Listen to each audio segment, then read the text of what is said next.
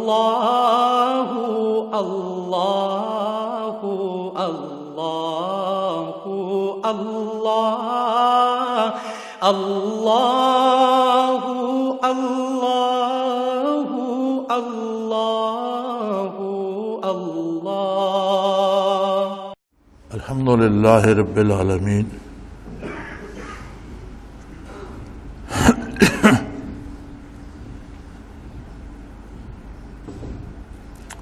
بسم اللہ الرحمن الرحیم۔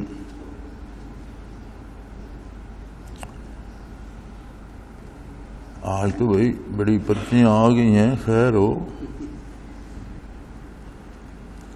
کئی لوگوں کی طرف سے یہ وسوسہ پیدا کیا جاتا ہے کہ آپ کو اور سلسلہ کے طریقہ کار کو علماء دیوبند نے پسند نہیں کیا، جبکہ مشائخ کو علماء کی حمایت حاصل ہے، اور یہی علماء امام مہدی کو پہچاننے کا ذریعہ ہوں گے۔ جن بزرگوں کو حمایت حاصل ہے، مثلا خواجہ خان محمد رحمۃ اللہ تعالیٰ علیہ، کنیہ شریف، حکیم اختر شاہ صاحب کراچی والے، پیر ذوالفقار نقشبندی جنگ والے، اس بارے میں وضاحت فرمائیں۔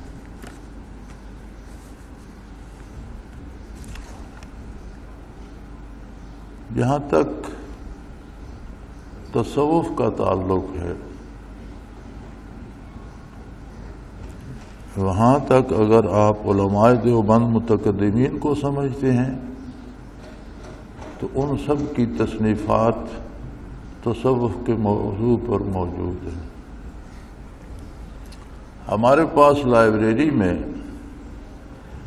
اس موضوع پر کہ طریقہ ذکر کون کون سا ہے، ذکر کے اوقات کیا ہیں، کیفیات کیا ہوتی ہیں، متقدمین علماء دیوبند کی اور دوسرے محققین کی تقریباً 250 سے زائد کتابیں ہماری لائبریری میں موجود ہیں، اس لیے کہ وہ سارے صوفی تھے اور انہوں نے اس فن کو آگے چلایا۔ اب اگر موجودہ دور میں کچھ ایسے حضرات آگے ہیں جن کا علم، جن کا ورع تقویٰ یا جن کی نیکی الحمدللہ قابل رشک ہے، لیکن یہ ضروری نہیں کہ ہر نیک آدمی، ہر عالم آدمی صوفی بھی ہو۔ تو موجودہ دور کے بزرگوں سے جو آج کل دیوبند میں ہیں، میری گزارش یہی ہوگی کہ وہ متقدمین کی، اپنے علماء دیوبند کی وہ کتابیں پڑھ لیں۔ رہ گئی یہ بات، خواجہ خان محمد رحمۃ اللہ تعالیٰ علیہ عہد حاضر کے بہت عظیم بزرگ تھے، لیکن کیا کوئی شخص مجھے یہ بتا سکتا ہے کہ کسی ایک آدمی کو لطیفہ قلب بھی کرایا ہو؟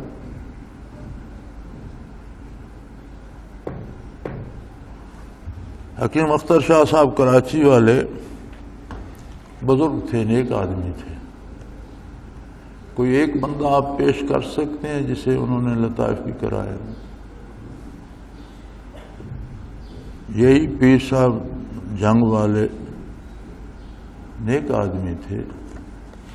دیکھیں، بیعت دو طرح سے ہوتی ہے، ایک بیعت اصلاح ہوتی ہے، یہ بزرگ تو اہل علم بھی تھے، اہل ورع تقویٰ بھی تھے۔ بیعت اصلاح ہر اس بندے سے بھی کی جا سکتی ہے جو روزمرہ کے معمولات کا شرعی طریقہ جانتا ہو، خواہ وہ عالم ہو یا نہ ہو۔ تو پورا عالم نہ بھی ہو، روزمرہ کے معمولات کے بارے شرعی طریقہ جانتا ہو تو بیعت اصلاح اس سے بھی کی جا سکتی ہے، کیونکہ روزمرہ کے معمول میں رہنمائی درکار ہوتی ہے۔ بیعت تصوف کے لیے شرط یہ ہے ایسے شخص سے کی جائے جو کم از کم فنا فی الرسول کرا سکتا ہو۔ تو آپ ان بزرگوں میں سے کسی کا کوئی حوالہ دے سکتے ہیں؟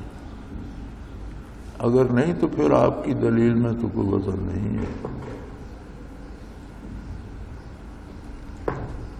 ہر شعبے زندگی کے لوگ ہیں اور ہر گلے را رنگو ہوئے دیگر است۔ علماء ظواہر کا اپنا مقام ہے اور یہ لوگ قوم کی ضرورت ہیں اور امین ہیں ارشادات نبوی کے، ارشادات باری کے۔ لیکن یہ عقائد و اعمال میں ظاہری اصلاح کے کاریگر ہوتے ہیں، کیفیات سے ان کا تعلق نہیں ہوتا، اس کی اپنی عظمت ہے۔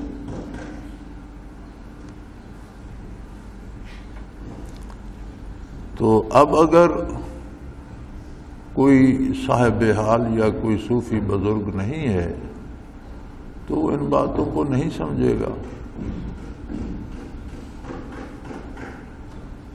تو میری رائے میں تو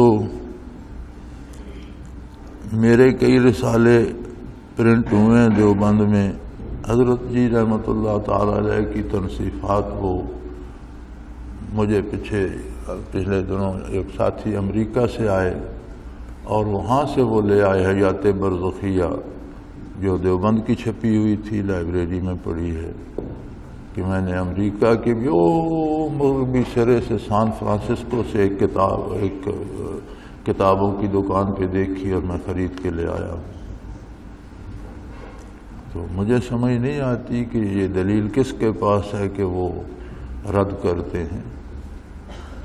ہاں، اگر کوئی عالم بھی ہے، نیک بھی ہے، لیکن وہ اس فن سے واقف نہیں ہے تو جو زیادہ مناسب الفاظ استعمال کرتے ہیں وہ فرماتے ہیں کہ میاں ہمیں اس فن کی خبر نہیں ہے، اس کے بارے ہم رائے نہیں دیتے۔ بعض حضرات جو ہیں وہ کوئی اعتراض کر دیتے ہیں، لیکن ان کا اعتراض کرنا نامناسب ہوتا ہے۔ ہر فن پر اس فن کے لوگوں کو اعتراض کرنے کا حق ہوتا ہے۔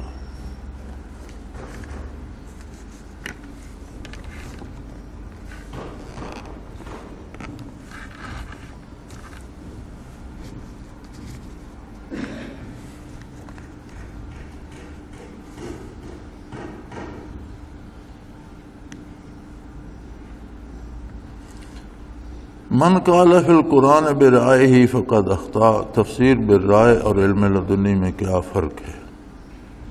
مفسر کے لیے کیا شرائط ہیں جیسا کہ ائمہ مجتہدین کے لیے ہیں؟ قرآن کریم کی تفسیر کا ایک حدود اربع ہے، ایک فریم ورک ہے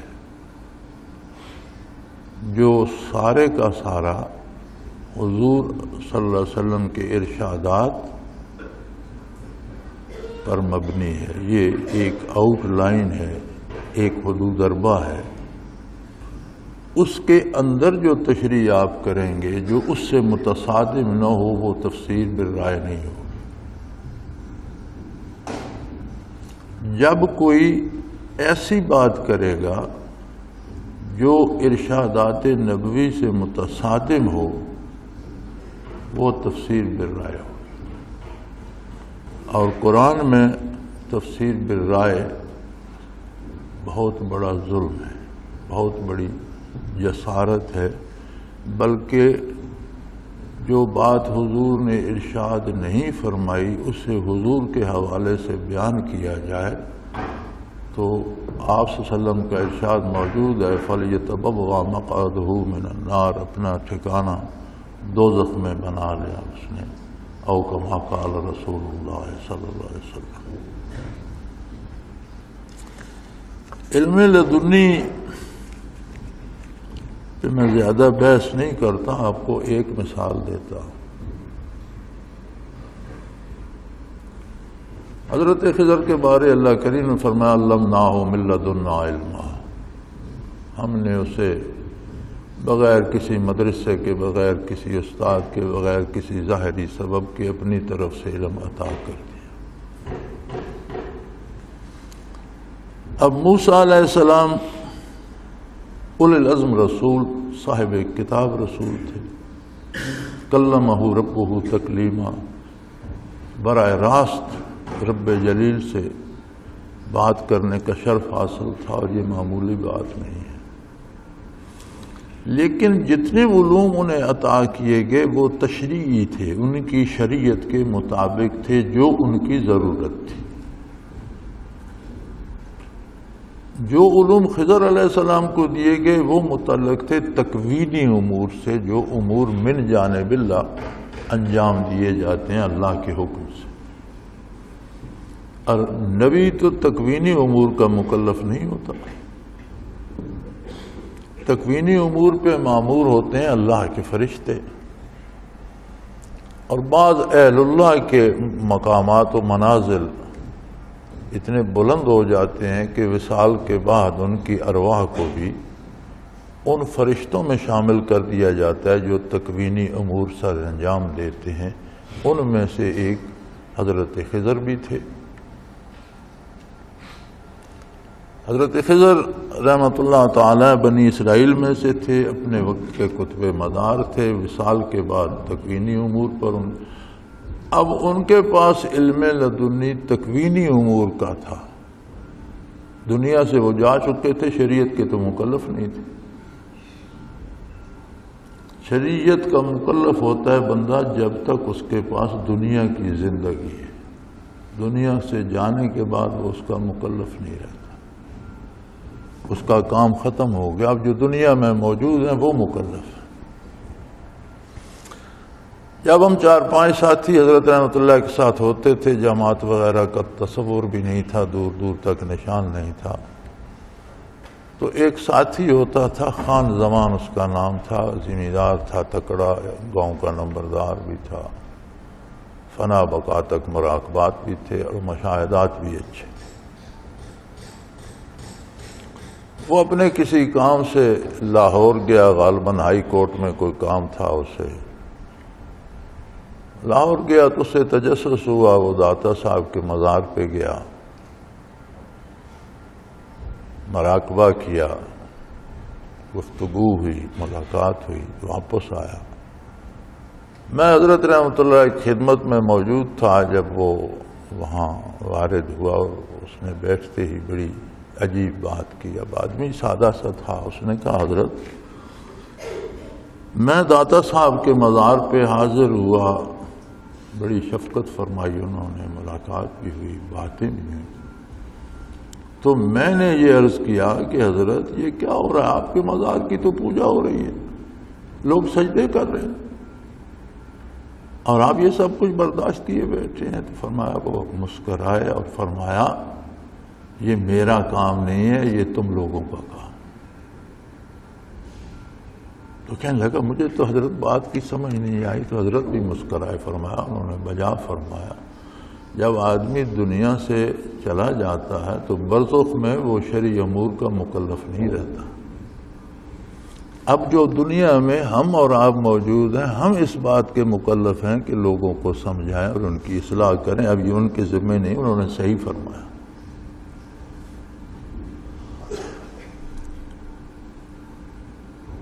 لیکن اللہ اگر کسی کو تکوینی امور پہ لگا دیتا ہے تو اس کی عظمت ہے کہ اس نے ان فرشتوں میں شامل فرما دیا۔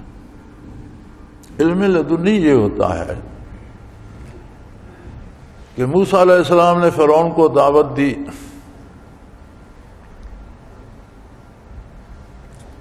فرعون نے کہا یہ جادو ہے، اس کے مشیروں نے کہا جادو ہے، جادوگروں کو بلاؤ، جادوگر بلائے گئے۔ اب جب جادوگر پورے ملک کے وہاں جمع ہوئے جو چوٹی کے تھے، تو ان کی توقعات فرعون سے وابستہ تھی۔ قرآن ان کی بات کو نقل کرتے ہوئے فرماتا ہے ان لنا لاجرا ان کنا نحن الغالبین، اگر ہم جیت گئے تو پھر ہمیں انعام بھی دینا پڑے گا، انہیں اچھا انعام دیا جائے گا۔ تو فرعون نے کہا اس سے بڑا انعام کیا ہوگا، میں تمہیں اپنے دربار میں جگہ دے دوں گا، اہل دربار میں سے بنا دوں گا۔ یعنی ان کی ساری توقعات فرعون سے وابستہ تھی۔ موسیٰ علیہ السلام کی دعوت کا رد کرنے آئے تھے، مقابلہ کرنے آئے تھے۔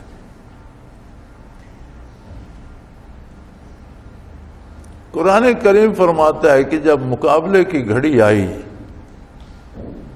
تو انہوں نے نبی سمجھ کر نہیں، انہوں نے اپنے فن کا، جادو کا ایک بہت بڑا عظیم جادوگر سمجھ کر ادب دکھایا کہ موسیٰ آپ پہلے اپنا کمال دکھائیں گے یا ہم دکھائیں؟ حضرت فرماتے تھے انہوں نے نبی نہ مان کر بھی جو ادب کیا وہ ان کے کام آ گیا، احترام نبوت ان کے کام آ گیا۔ وہی معجزہ قبطیوں نے بھی دیکھا، فرعون نے بھی دیکھا، انہیں ایمان نصیب نہیں ہوا، اور وہی معجزہ جادوگروں نے دیکھا، انہیں ایمان نصیب ہو گیا۔ وہ جب ایمان لائے تو موسیٰ علیہ السلام سے تو میدان میں اترنے تک وہ مخالف تھے۔ جب فرعون نے کہا کہ میں تمہارا ایک طرف کا پاؤں دوسری طرف کا بازو کاٹ دوں گا اور تمہیں سب کو پھانسی دے دوں گا، درختوں پہ لٹکا دوں گا، تو انہوں نے کہا جو کر سکتا ہے کر، فقط مان تک آس، جو ہو سکتا ہے، لیکن تو اس دنیا کے فیصلے کرے گا، آخرت کا فیصلہ تیرے پاس نہیں ہے۔ پھر انہوں نے پورا دین آگے بیان کر دیا کہ جو کفر کرے گا اس کی یہ سزا ہوگی، اور جو ایمان لائے گا اس کو یہ انعامات ملے۔ یہ ساری بات انہیں کس نے سکھائی؟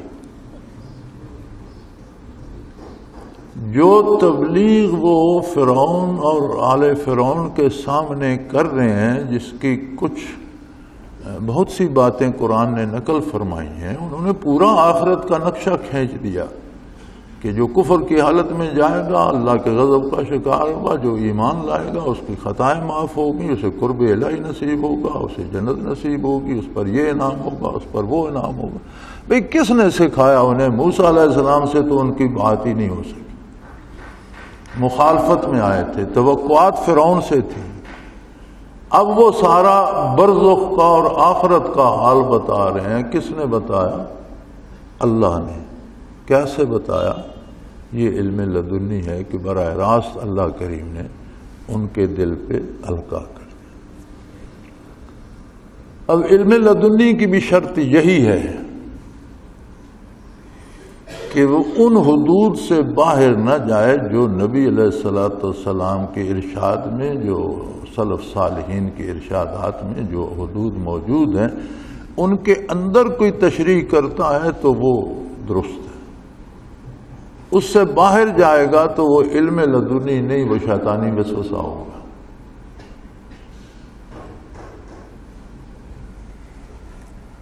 یہ پہچان ہے علم لدنی کی۔ اور دوسری بات یہ ہے کہ جنہیں اللہ کریم یہ نعمت عطا فرماتا ہے خود ان کی حفاظت بھی فرماتا ہے۔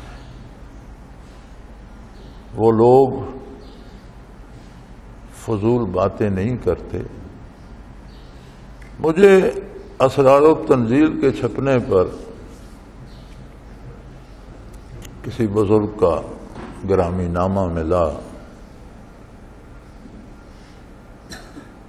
انہوں نے دو باتیں لکھی کہ میں نے بڑے غور سے پڑھا ہے اسرار التنزیل کی کسی جلد کو، مجھے دو باتوں پہ اعتراض ہے۔ آپ نے ایسی باتیں لکھ دی ہیں جو متقدمین نے نہیں لکھی، باقی تفسیروں میں نہیں ملتی ہیں، آپ کی تفسیر میں ہیں۔ دوسرا اعتراض مجھے یہ ہے کہ آپ نے کچھ اسرار الہی سے پردہ اٹھا دیا اور ایسے باتیں جو اسرار الہی سے تعلق رکھتی تھیں آپ نے بیان کر دی۔ تو میں نے انہیں جواباً مختصر سا عریضہ بھیجا کہ حضرت کوئی ایسی بات نوٹ کر کے مجھے تعریف فرمائیے کہ یہ ارشادات نبوی کی جو حدود ہیں ان سے باہر ہے یا ان سے ٹکراتی ہے یا ان سے متفاوت ہے، متضاد ہے، تاکہ میں رجوع کروں اور توبہ کروں۔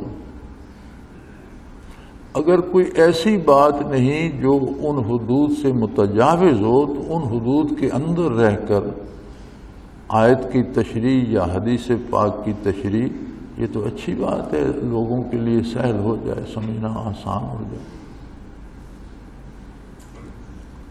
دوسری بات جو آپ نے لکھی ہے کہ میں نے اسرار الہی ظاہر کر دیے، تو بھائی میں سمجھتا ہوں میں نے وہی کچھ لکھا ہے جو اللہ نے مجھے بتایا ہے،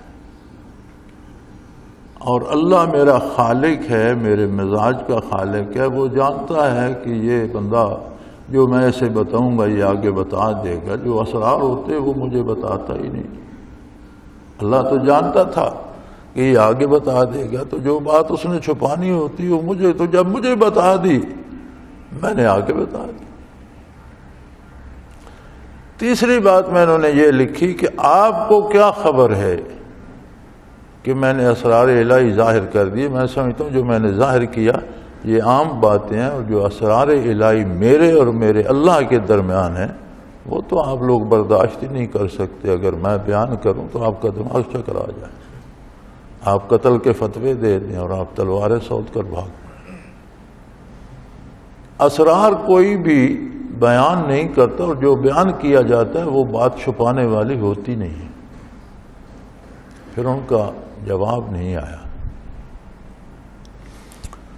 تو علم لدنی حضرت خضر علیہ السلام سے آپ اندازہ کر سکتے ہیں، آپ ان لوگوں سے اندازہ کر سکتے ہیں جن کو صبح کے سورج نے جادوگر، فرعون کے در کا سوالی، موسیٰ علیہ السلام کا مخالف دیکھا، اور اسی دن کے ڈوبتے سورج نے انہیں شہید دیکھا۔ جو تقریر انہوں نے فرعون کے سامنے کی قرآن میں موجود ہے، سارا برزخ کھول کر انہوں نے رکھ دیا۔ یہ علم انہیں کہاں سے ملا؟ براہ راست اللہ کریم سے۔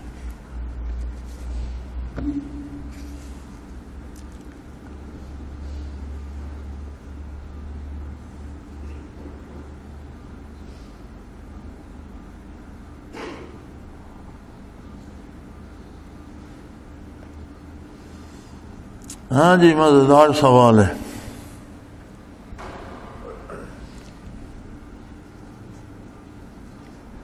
مفسرین کرام نے ملکہ سبا کے لیے کہا ہے کہ وہ جنی عورت کی بیٹی تھی، کیونکہ اس کے والد نے جن عورت سے شادی کی تھی۔ بعض فقہا بھی جن عورت سے شادی کے قائل ہیں، لیکن جدید سائنس کی تحقیق ڈی این اے وغیرہ کے مطابق انسانی نسل کے جراثیم انسان ہی میں منتقل ہوتے ہیں، دوسری نوع سے نسلی انتقال ناممکن ہے۔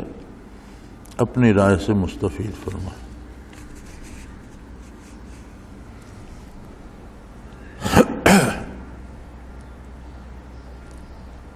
پچھلے دنوں، غالباً پچھلے سال کی بات ہے،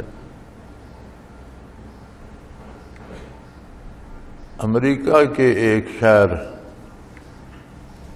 کی خبر تصویر کے ساتھ آئی تھی۔ میں نے کافی دیر وہ اخبار رکھا بھی، میرا خیال تھا کہ اس پر کچھ لکھوں، لیکن پھر میں نے غیر ضروری سمجھ کر چھوڑ دیا۔ ایک امریکی عورت نے کہا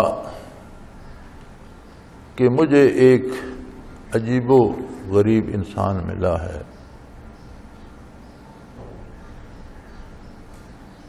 تو میں نے اس سے پوچھا کہ تم کون ہو؟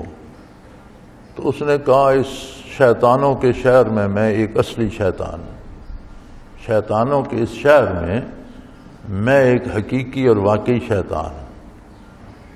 تو وہ میرے ساتھ رہا 2-3 دن، جو وہ مجھے کہتا رہا میں کرتی رہی، پھر میں اس سے حاملہ ہو گئی۔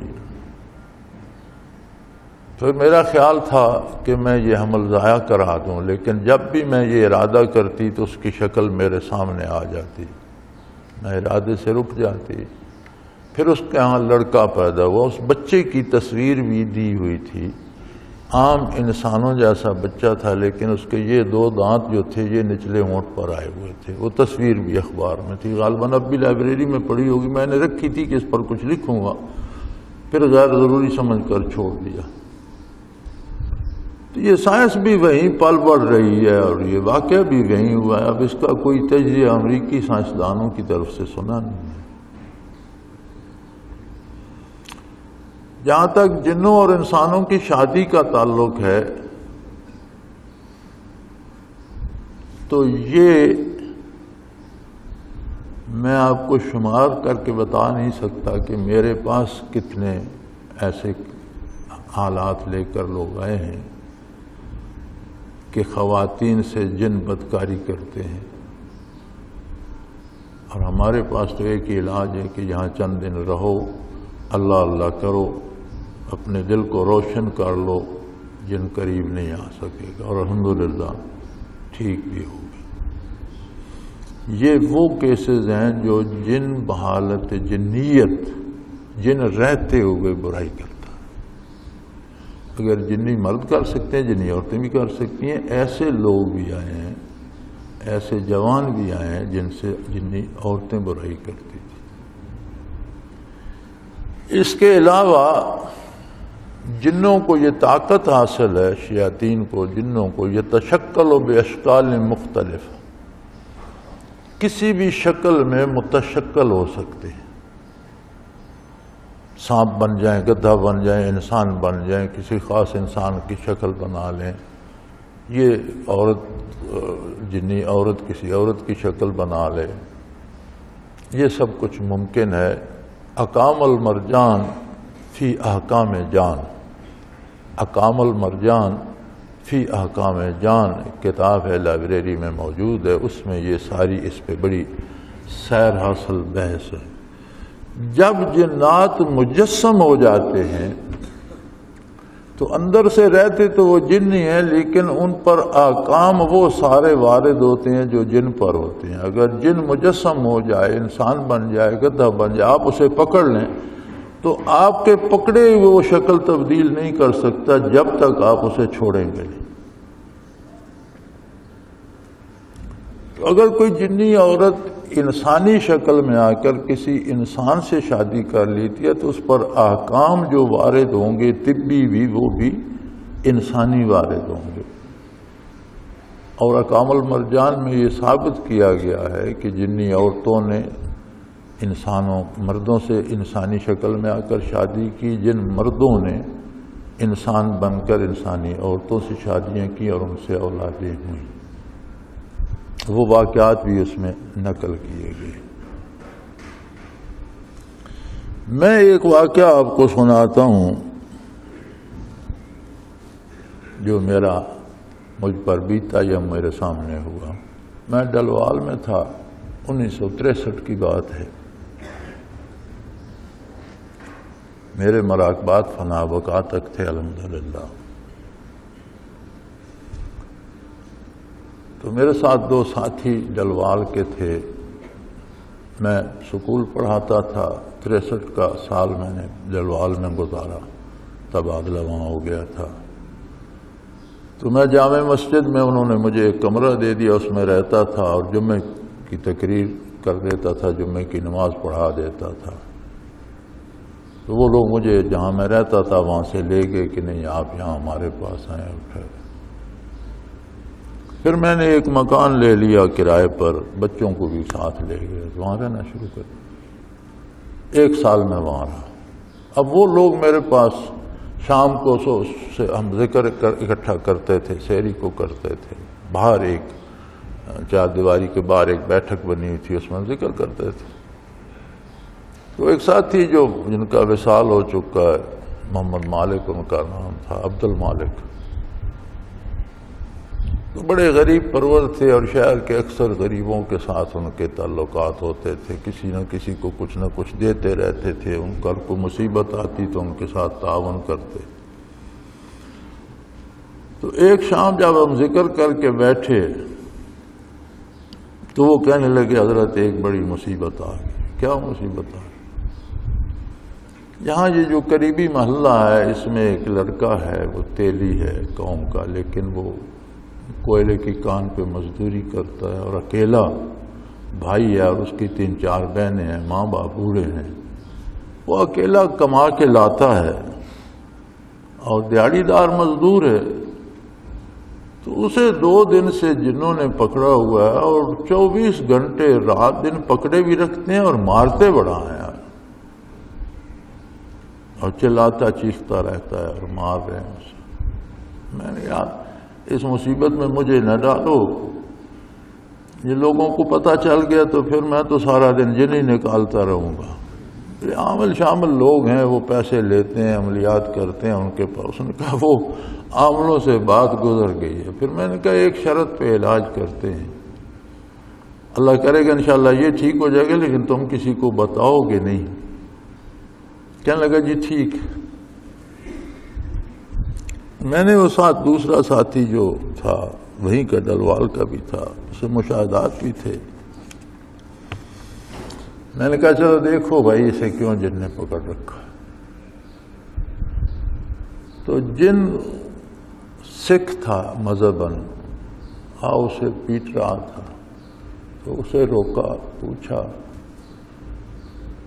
بلکہ میں نے کہا یار ایسا کرو، پتہ کرو یہاں قریب ان کی کوئی بستی ہوگی اور ان کی ہر بستی میں ان کا ایک سردار ہوتا ہے، اسے پکڑ لاؤ، اس کے ذریعے کام کرا دے۔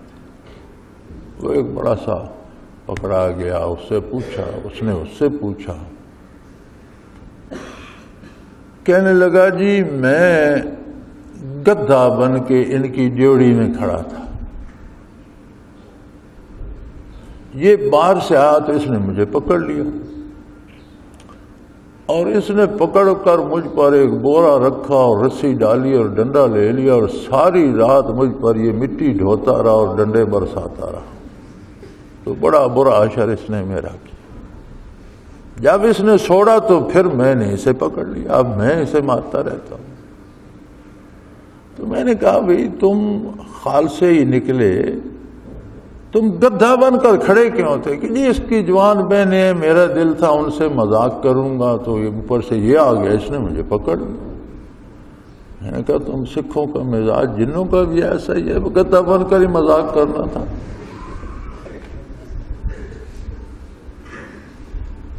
تو بیوقوفی تو تمہاری ہے۔ اب چونکہ گدھا بنا ہوا تھا، اس عام آدمی نے پکڑ کر رسی ڈالی، شکل نہیں بدل سکتا تھا، وہ ساری رات اس پر مٹی ڈھوتا رہا، اسے مارتا رہا ڈنڈوں سے۔ تو میں نے کہا یار یہ بتاؤ کہ کھانا پینا، رفع حاجت کے لیے جانا، یہ تم 24 گھنٹے سے کیسے پکڑے رکھتے ہو؟ کہنے لگا جی میرے ماں باپ بھی ہیں اور ایک اور بہن ہے، تو ہم گھر کے 4 ہیں، تو ہم باری باری سے کوٹتے رہتے، کل سے لگے ہوئے ہیں اسی کا۔ خیر ہم نے انہیں منع کیا، اللہ کا شکر ہے انہوں نے چھوڑ دیا۔ اب وہ جو ساتھی وہ سفارشی آئے تھے، ان کے دل میں تو وہ بڑا تھا، عشاء کے بعد وہ وہاں سے نکلے سیدھے ان کے گھر گئے، پھر واپس میرے پاس آئے۔ کہنے لگے جی میں ان کے گھر گیا تھا، اب وہ بالکل ٹھیک ٹھاک ہے، اور میں نے دیکھا ان کے سین میں مٹی کا ڈھیر لگا ہوا ہے۔ تو میں نے اس سے پوچھا بھی یہ کب سے تم نے کس سے کیسے منگوائی تھی؟ کہنے لگا قدر سے منگوانی تھی، غریب آدمی، یہاں ڈیوڑی میں ایک گدھا کھڑا تھا کسی کا، تو میں نے پکڑ لیا، آوارہ گدھا تھا، تو ساری رات اس پر ڈھو کر جمع کی، مکانوں کی لپائی کر لی۔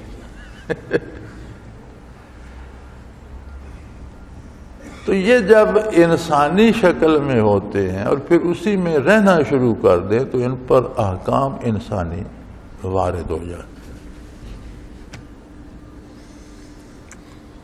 اور یہ ڈی این اے والوں کے اپنے شہر کی خبر ہے، ان سے کہیں وہاں خبر لیں، وہ بچہ بھی ہوگا اور وہ خاتون بھی ہوگی، چونکہ یہ پچھلے سال کی خبر ہے، تو اس کا ڈی این اے ٹیسٹ کریں، اس میں کیا ہے۔ حدیث پاک میں ہے کہ جو میری قبر پر صلاۃ و سلام پڑھتا ہے میں سنتا ہوں، اس سے مراد جعلی عطر کے سامنے پڑھنا ہے یا پوری مسجد نبوی میں جہاں بھی پڑھیں حضور سنتے ہیں۔ حج کے دنوں میں بھیڑ کی وجہ سے جعلی عطر پر پہنچنا مشکل ہوتا ہے۔ مولانا یوسف بنوری رحمۃ اللہ تعالیٰ علیہ کہتے تھے کہ میرے نزدیک پوری مسجد نبوی مواجہ رسول ہے، جہاں بھی پڑھا جائے۔ مولانا کی رائے صاحب ہے، صاحب علم تھے، محدث تھے، مفسر تھے، فقیہ تھے، اور یہ حضوری ایسی ہوتی ہے کہ یہ کوئی جعلی عطر کے ساتھ پابند نہیں ہے۔ آپ دیکھیں اگر دنیاوی حیات میں حضور اس عالم آب و گل میں جلوہ افروز ہوتے اور روضہ عطر کی جگہ بیٹھے ہوتے تو کیا یہ ساری مسجد اسی ادب و احترام کی مستحق نہ ہوتی جو حضور بارگاہ نبوی میں باریابی کے وقت ہے؟ تو یہ ضروری نہیں کہ ہر بندہ جعلی عطر کے ساتھ ہی پہنچ جائے۔ آگے لوگ ہیں، رش ہے، بھیڑ ہے، تو جہاں بھی جائے آداب محفل کا خیال اول ہے اور لازمی ہے۔ جہاں جگہ ملے وہیں سے کھڑے ہو کر سلام عرض کر دے۔ حضور سنتے بھی ہیں، جواب بھی ارشاد فرماتے ہیں۔ حضرت پہلے سوال میں تھا ملکہ بلقیس کے بارے میں۔ جی پہلا جو سوال ہے نا اس میں ایک حصہ تھا ملکہ بلقیس کے بارے میں۔ ہاں وہ بھول ہی گئے، تو ملکہ بلقیس کا جواب تو ہو گیا نا۔ مفسرین نے لکھا ہے کہ اس کی والدہ جنی عورت تھی، تو اس کا جواب تو میں نے دے دیا کہ یہ ممکن ہے کہ جنی عورت انسانی شکل میں متشکل ہو کر شادی کر لے تو اولاد کا ہونا ممکن ہے۔ اور یہ اکثر مفسرین نے لکھا ہے کہ اس کی ماں جنی عورت تھی۔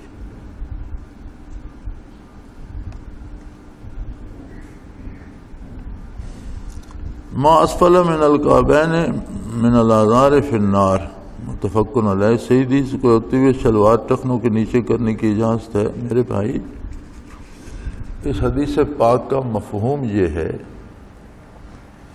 کہ ہمارے ہاں بھی سلوار ہی نہیں، چادر باندھنے والوں کا بھی ایک انداز ہوتا تھا کہ بندہ آگے جا رہا ہے وہ 6 انچ یا 1 فٹ پیچھے زمین پہ گھسٹتی آ رہی ہے۔ یہ اس لیے نہیں کہ ان کی ضرورت ہوتی تھی، یہ تکبر کی علامت ہوتی ہے۔ وہ اپنے آپ کو بہت بڑا سمجھتا ہے تو وہ تہ بند گھسیٹ کر چل رہا ہوتا ہے۔ اسی طرح خود نمائی یا تکبر کے انداز میں یہ تو ایک نشاندہی حضور نے فرما دی نا، چونکہ یہ مین ایک بڑا ایک نشان تھا کہ ان کے ازار اور تہ بند اور شلواریں یا جو بھی وہ پہنتے تھے وہ بڑا نیچے تک گھسیٹ کر چلتے تھے۔ اب بھی بعض لوگوں نے پتلونیں پہنی ہوتی ہیں اور نیچے وہ سینڈل پہنا ہوتا ہے تو وہ ایڑی کے نیچے سے جوتے میں بھی گھسی ہوتی ہے۔ یہ بڑائی کے اظہار کے لیے کرنا سختی سے منع ہے، تکبر منع ہے۔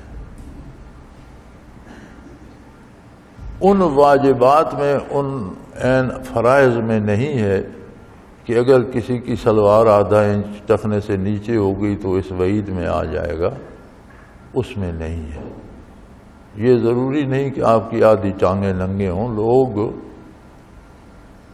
بنیادی باتوں کو چھوڑ دیتے ہیں اور جزیات کو دین بنا لیتے ہیں۔ جس بات پہ اڑ جاتے ہیں اس پہ پکے اڑ جاتے ہیں۔ وہی بندہ خواہ نماز ادا نہ کرے پرواہ نہیں ہے، سلوار جو ہے وہ گھٹنوں تک ہونی چاہیے۔ افراط و تفریط احکام شرعی میں جائز نہیں ہے۔ تکبر سے یہ تو ایک نشانی ہے، سلوار نیچے کرے، لباس پہن کر اترانا یا اپنی بڑائی کرے۔ لباس اچھا پہنتا ہے اللہ کا شکر کرنے کے لیے، تو وہ حکم حدیث میں موجود ہے کہ جو حیثیت اللہ نے تمہیں دی ہے اس کے مطابق لباس پہنو، اللہ اپنی رحمت کے آثار کو تم پر دیکھنا چاہتا ہے۔ وَأَمَّا بِنِعْمَةِ رَبِّكَ فَحَدِّثْ، اور یہ بھی ادائے شکر کا ایک طریقہ ہے کہ اللہ کی نعمتوں کا اظہار کیا ہے۔ لیکن اگر اسے اپنی بڑائی کے لیے کیا جائے یا اکڑنے کے لیے کیا جائے تو وہ پھر اس وعید میں داخل ہو جاتا ہے۔ خاص سلوار ہو یا لباس کا کوئی حصہ بھی اس غرض سے بنایا جائے کہ میں بہت بڑا آدمی ہوں اور اس میں اکڑ کر چلا جائے تو اس وعید کے مصداق ہو جاتا ہے۔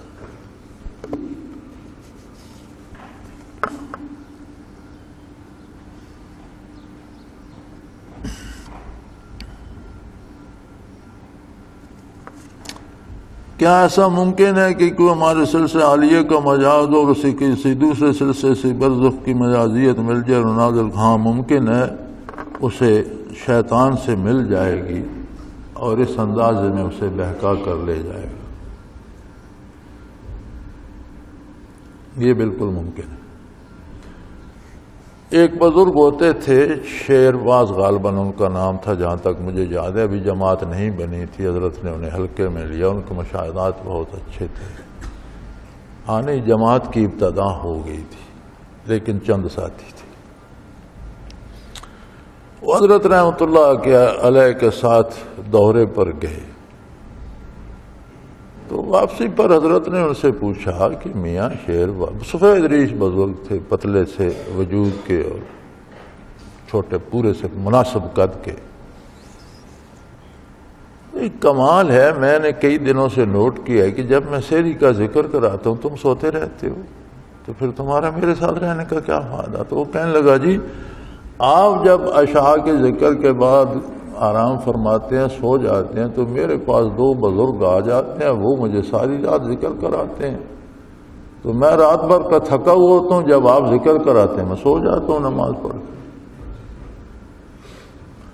حضرت نے فرمایا میاں وہ شیطان ہیں، تجھے لے ڈوبیں گے، انہوں نے ذکر تجھے کیا کرانا ہے، اللہ کا خوف کر اور اس سے باز آ جا۔ اب اسے انہوں نے ایسا پختہ کیا تھا کہ وہ کہنے لگا آپ میری ترقی سے جل گئے ہیں، آپ مجھے برزخ سے بزرگ آ کر برکات دے رہے ہیں، آپ برداشت نہیں کر رہے۔ حضرت نے فرمایا جا دفع ہو جا، یہاں سے نکل جا، تو جان تیرے برزخ والے جا۔ پھر ہر چیز چلی گئی، نہ وہ بات رہی، نہ وہ کشف رہا، نہ وہ چیزیں رہیں۔ اور یہ چیزیں جب یہ انوارات جسم سے سلب ہوتے ہیں تو عموماً ایمانی کیفیات کو بھی لے جاتی ہے۔ تو یہ واقعہ تو میں نے دیکھا تھا، یہ ہو سکتا ہے کہ کسی کو شیطان کوئی شکل بنا کر کے جا میں تجھے اجازت دیتا، اب تو فلاں سلسلے کا بھی ہے، فلاں، ایسی مثالیں سلسلے میں موجود ہیں۔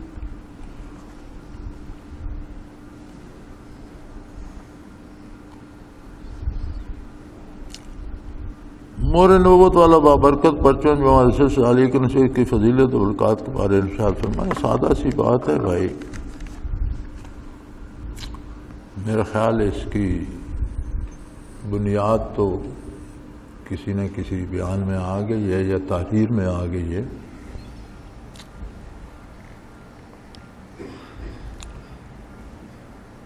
یہ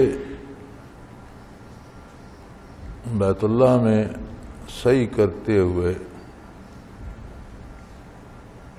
مجھے یاد نہیں کس چکر میں صفا مروہ میں صحیح کر رہے تو مقام صفا پہ جب ہم دعا کر رہے تھے تو باب فتح سے نمودار ہوا اور ہمیں عطا ہوا، اس پہ دنیا کا نقشہ اور اوپر مور نبوت تھی۔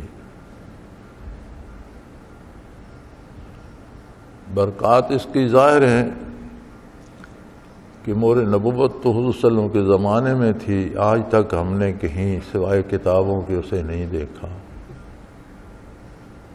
اللہ کریم نے جب سے ہمارے جھنڈے پہ لگائی ہے تو آپ دیکھ لیں کہ ٹیلی ویژن پر بھی آ گئی، گھروں میں بھی آ گئی، ہر جگہ ہر مسلمان کے گھر میں مور نبوت کسی نہ کسی شکل میں موجود ہے۔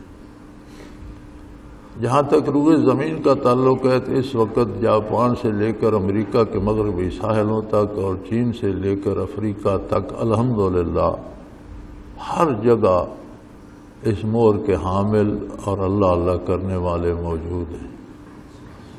یعنی چند سالوں میں جس طرح یہ دنیا کے نقشے پر مور ہے، اسی طرح دنیا کی زمین کے سینے پر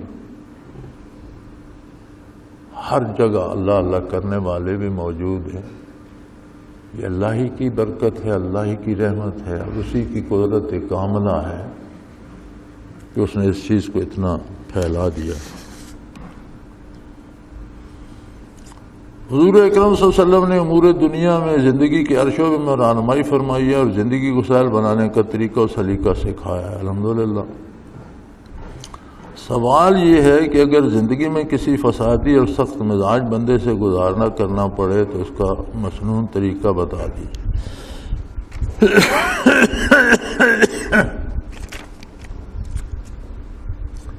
یہ خواتین کا سوال ہے، اور یہ سوال تب پیدا ہوتا ہے جب ہم یہ طے کر لیتے ہیں کہ جو میں کہتا ہوں یہ تو بالکل حق ہے، اس میں تو غلطی کی گنجائش نہیں، جو دوسرا کہتا ہے وہ غلط ہے، وہاں مقابلہ شروع ہو جاتا ہے، کبھی میاں بیوی میں، کبھی والدین اور اولاد میں، اور عموماً ساس اور بہو میں یہ مقابلہ شروع رہتا ہے۔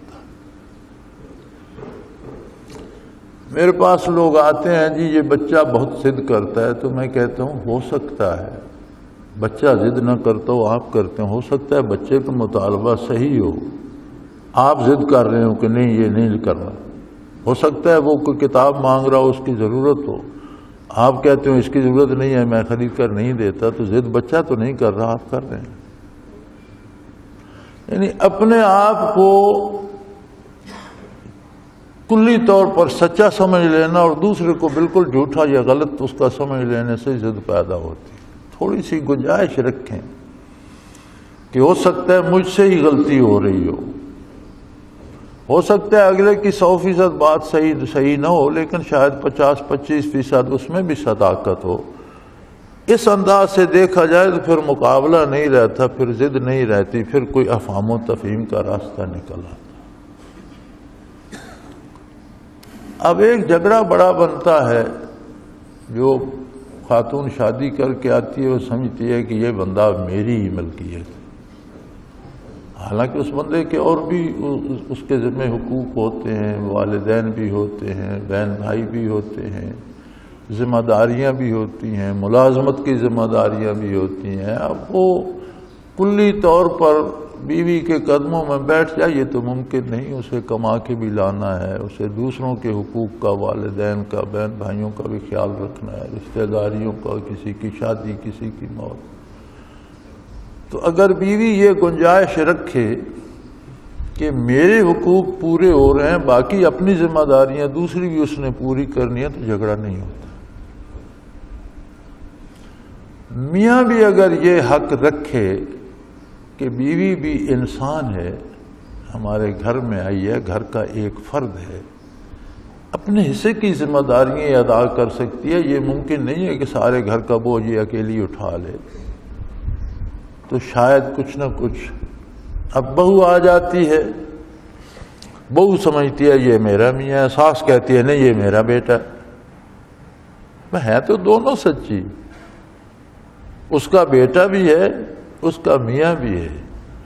اب جو بیٹے کے حقوق ہیں وہ ماں طلب کرے اور جو میاں کے حقوق ہیں وہ بیوی طلب کرے، پھر تو جھگڑا نہیں ہوتا، تو پھر تو نہ کوئی سخت مزاج ہوتا ہے، نہ ضدی ہوتا ہے، اپنے حقوق۔ جب سارے پہ قبضہ کرنا چاہیں تو پھر جھگڑا شروع ہو جاتا ہے۔ والدین بھی برداشت نہیں کرتے، جب تک گھر نہیں لاتے کہتے ہیں ہماری دلہن تو کوئی حور ہے اللہ کی بھیجی ہوئی، اس کا مزاج، اس کی شکل و صورت، اس کی عادتیں، سبحان اللہ۔ جیسے گھر میں آتی ہے تو کہتی ہے ایک ڈائن گھر میں داخل ہو گئی، اس نے تو سارا نظام الٹ دیا۔ پھر وہ ساری باتیں بدل جاتی۔ شادی سے پہلے بہو کو بھی ہوتا ہے جی میری ساس تو مجھ پہ نثار ہوتی ہے، واری واری جاتی ہے، جب ہر گھر آتی ہے واسطہ پڑتا ہے تو کہتا ہے کس مصیبت میں پھنس گئی، یہ بڑھیا تو بڑی کوئی سخت مزاج ہے اور ضدی ہے اور یہ ہے۔ تو بھائی جب کوئی اپنی حد سے تجاوز کرتا ہے تو جھگڑا شروع ہو جاتا ہے۔ تو اگر ہو بھی جائے جھگڑا تو بیٹھ کر سوچ لیں کہ کہاں میں نے زیادتی کی ہے اور کہاں دوسرے نے غلطی کی ہے، تو یہی مسنون طریقہ ہے۔ بلکہ نبی کریم صلی اللہ علیہ وسلم نے فرمایا کہ میاں بیوی کو سمجھ نہ آ رہی ہو تو ایک بزرگ بیوی کی طرف سے، ایک مرد کی طرف سے بیٹھ کر ساری بات سن کر سلجھا لے۔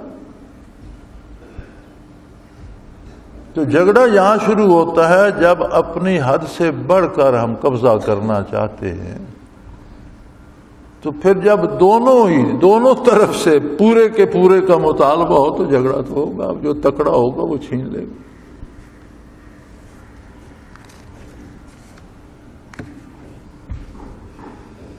اپنی حد میں رہیں، والدین کا حق ہے، لیکن والدین سمجھیں کہ بہو کا بھی حق ہے۔ بہو کا حق ہے، لیکن وہ یہ سمجھے کہ والدین کا بھی حق ہے، بہن بھائیوں کا بھی حق ہے، تو پھر سارا کام ٹھیک چلتا رہتا ہے۔ تو ان میں سے کوئی فریق بھی اپنے حد سے تجاوز کرتا ہے جب، تو پھر جھگڑا شروع ہو جاتا ہے۔ طریقے نسبت ویسیہ میں لکھا ہے، حضرت رحمۃ اللہ تعالی علیہ فرمایا کرتے تھے کہ قرب قیامت میں مجذوبوں کو اللہ مناصب دے دے گا، مثلا اقطاب کے مناصب یا غوث کا منصب مجذوبوں کو دے دے گا، جس کے نتیجے میں وہ تباہی آئے گی کہ قیامت برپا ہو جائے گی، یعنی وہ سنبھال ہی نہیں سکیں گے۔ وضاحت فرما دیجیے اس کی وضاحت کیا فرما دیجیے، تو خود واضح بات ہے۔ پہلی بات یہ ہے کہ مجذوب ہوتا کون ہے؟ مجذوب کسی پیدائشی پاگل کو نہیں کہتے، جیسا آج کا رواج ہے جو پاگل ہو جائے مجذوب ہو۔ مجذوب کہا جاتا ہے ان لوگوں کو جو باقاعدہ تصوف کی تربیت حاصل کرتے ہیں، مراقبات حاصل کرتے ہیں، پھر کسی ایک مراقبے پہ جا کے رک جاتے ہیں تو وہاں کھڑے کھڑے اس کی تجلیات بڑھتی رہتی ہیں، برداشت نہیں کر پاتے، ان کی باریک نسیں دماغ کی کام چھوڑ جاتی ہے، پاگل ہو جاتے ہیں۔ اس کے بعد وہ مکلف شرعی نہیں رہتے، نہ وہ نماز کے پابند ہوتے ہیں، نہ حلال حرام کے، دماغ پاگل ہو گئے تو ان کا منصب، ان کا سٹیٹس وہی رہتا ہے جو جب تک عقل سلامت تھی تو جو وہ کرتے تھے، جب پاگل ہو گئے مکلف شرعی نہ رہے، نہ انہیں ترقی ہوتی ہے، نہ ان سے کسی کو فائدہ ہو سکتا ہے، ان کا اپنا وہ منصب جس سے وہ پاگل ہوئے تھے وہ بحال رہتا ہے۔ ہر آدمی مجذوب نہیں ہوتا۔ اللہ کریم کا نظام ہے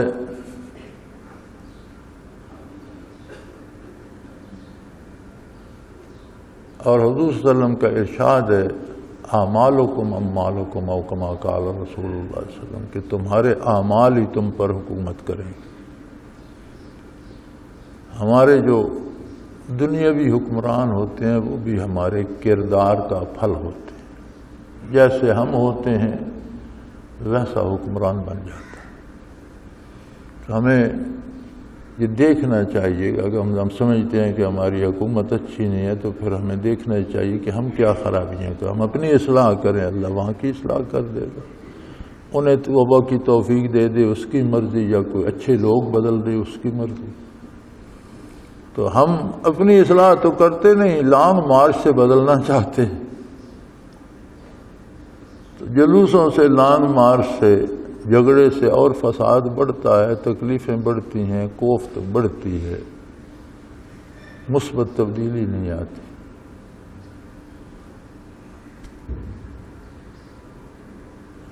ایک نظام یہ ظاہری ہے جس کا میں نے عرض کر دیا، ایک باطنی نظام بھی ساتھ ساتھ چلتا ہے، جس کے لیے اللہ نے پوری انسانی آبادی میں 4 کتب منتخب فرماتا ہے، اللہ ایک غوث منتخب فرماتا ہے، پوری دنیا پہ ایک وقت میں ایک غوث ہوتا ہے۔ یہ ضروری نہیں کہ جو قطب یا غوث ہو خود اسے پتہ بھی ہو میں قطب یا غوث ہوں، پتہ ہوتا بھی ہے، پتہ نہیں بھی ہوتا، اللہ بتا دے، اس کی مرضی، سمجھ نہ آئے اس کی مرضی، لیکن وہ جو کام ہے باطنی دنیا کے وہ اس کے تفاہ، جیسے سورج کو کوئی پتہ نہیں کہ میری کرنوں سے زمین پہ کیا کیا ہو رہا، چاند کو پتہ نہیں کہ میری روشنی سے کیا کیا تبدیلی آتی ہے، اسی طرح یہ بھی باطنی اور روحانی دنیا کے روشن ستارے ہوتے ہیں، لیکن یہ ضروری نہیں کہ انہیں خبر ہو، ان کے وجود اور ان کی روحانی کیفیات کے ساتھ امور منسلک کر دیے جاتے ہیں جو انجام پاتے رہتے ہیں۔ تو ظاہر ہے جب آپ کسی مکان کو گرانا چاہتے ہیں تو اس کی بنیادیں، دیواریں توڑتے ہیں، کمزور کرتے ہیں، یا چھت گرا دیتے ہیں آہستہ آہستہ، ایک ایک اینٹ کر کے جدا کر۔ قدرت کا نظام بھی ہے، انسان کے وجود کے سیل کمزور ہونا شروع ہو جاتے ہیں، پھر وہ بیمار پڑ جاتا ہے، پھر وہ کمزور ہو جاتا ہے، پھر موت آ جاتی ہے۔ کائنات کی موت بھی جب آئے گی تو یہ جو باطنی نظام وجودوں سے اللہ نے وابستہ کیا ہے، وہاں باشعور لوگوں کی جگہ مجازیب کو بٹھا دے گا، اور یہ اس عہد کے لوگوں کے کردار کا نتیجہ ہوگا۔ جنہیں اپنی ہوش نہیں ہوگی، ان سے جو آگے ریز جائیں گی یا ان سے جو آگے کیفیات منتقل ہوں گی، ان میں بھی کسی کی ہوش نہیں ہوگی، اور یوں دنیا خرابی کی طرف بڑھتی چلی جائے گی۔ ایمان والے اٹھ جائیں گے، کسی مومن پر قیامت قائم نہیں ہوگی، بلکہ قیامت کے قیام سے پہلے حضور کا ارشاد عالی موجود ہے کہ اللہ کریم ایسی ہوا چلا دیں گے کہ جس میں ذرا بھی ایمان ہوگا وہ دنیا سے اٹھ جائے گا، اور سارے بدکار برے بے دین رہ جائیں گے۔ قیامت کی نشانیوں میں حضور نے یہ بھی فرمایا حتیٰ لا یقال اللہ اللہ، کوئی اللہ اللہ کرنے والا نہیں رہے گا، قیامت قائم ہو جائے گی۔ وآخر دعوانا ان الحمدللہ رب العالمین۔ الحمدللہ رب العالمین والصلاة والسلام علی حبیبہ محمد وآلہ وصحبہ اجمعین۔ اللہم ربنا لا تقتلنا بغضبک ولا تہلکنا بعذابک واعف عنا قبل ذلک۔ اللہم ربنا لا تسلط علینا من لا یرحمنا، انت ولینا فی سفرنا وحضرنا فی مالنا واہلنا، انت ولینا فی الدنیا والآخرہ، توفنا مسلمین والحقنا بالصالحین۔ اللہم انصر الاسلام والمسلمین وافوض امری الی اللہ ان اللہ بصیر بالعباد۔ صلی اللہ تعالی علی حبیبہ محمد برحمتک یا اللہ اللہ اللہ اللہ اللہ اللہ اللہ۔ حضرت امیر محمد اکرم آوان مد ذلہ العالی دارالعرفان منارہ ضلع چکوال میں سالہ سال سے قرآن و حدیث کے اوپر خطابات کر رہے ہیں، اور سلسلہ نقشبندیہ اویسیہ کے مطابق لوگوں کو ذکر الہی کی تربیت دے رہے ہیں۔ وہ قرآن پاک کی تفسیر ترتیب وار بیان کر رہے ہیں۔ تفسیر قرآن کو وہ موجودہ ملکی اور بین الاقوامی حالات کے مطابق بیان کرتے ہیں۔ موٹر وے سے کلر کہار کے انٹرچینج سے نکلتے ہوئے، کلر کہار کی جھیل سے ہوتے ہوئے، میانی، بوچھال اور نور پور سے گزرتے ہوئے دارالعرفان منارہ پہنچ سکتے ہیں۔ حضرت امیر محمد اکرم آوان نے بچیوں اور بچوں کی دینی اور دنیاوی تعلیم کے لیے سقارہ اکیڈمی کے نام سے ایک درسگاہ بھی قائم کی ہے، جس کا افتتاح ملک پاکستان کے صدر جنرل محمد ضیاء الحق نے اپنے دست مبارک سے کیا تھا۔ وہ تمام احباب جو اسلام کی طلب رکھتے ہیں ان سے گزارش ہے کہ دارالعرفان منارہ ضلع چکوال میں امیر محمد اکرم آوان صاحب کے خطابات سے مستفید ہوں۔ وہ ہر جمعے کو نماز سے پہلے بیان فرماتے ہیں۔ ہر ماہ کی پہلی اتوار کو ماہانہ اجتماع ہوتا ہے جس میں آپ خصوصی خطاب فرماتے ہیں، اور پاکستان کے چاروں صوبوں سے احباب اس اجتماع میں شرکت کرتے ہیں۔ اس کے علاوہ یہاں سال میں 2 مرکزی اجتماعات بھی ہوتے ہیں، ایک رمضان المبارک میں اعتکاف کا اجتماع اور دوسرا جولائی اور اگست میں 40 دن کا اجتماع ہوتا ہے جس میں روحانی تربیت کی جاتی ہے۔ اپنا خون سیماب دے کر اتنا ہم کر جائیں گے، نام آقا کا چمن میں پھر رقم کر جائیں گے۔